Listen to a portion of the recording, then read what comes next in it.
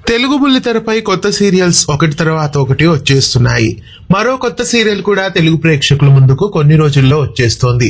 మంచి కుటుంబం అనే టైటిల్ తో ఈ కొత్త సీరియల్ తెలుగు బుల్లితెరపై లాంచ్ కాబోతోంది.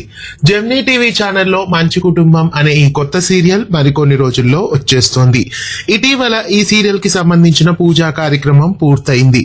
ఫిలిం నగర్ సాయిబాబా టెంపుల్లో ఈ సీరియల్ కి సంబంధించిన పూజా కార్యక్రమం పూర్తి చేసుకుని షూటింగ్ మొదలైంది. కొండేటి ఆర్ కుమార్ ఈ సీరియల్ కి ప్రొడ్యూసర్ గా వ్యవహరిస్తున్నారు.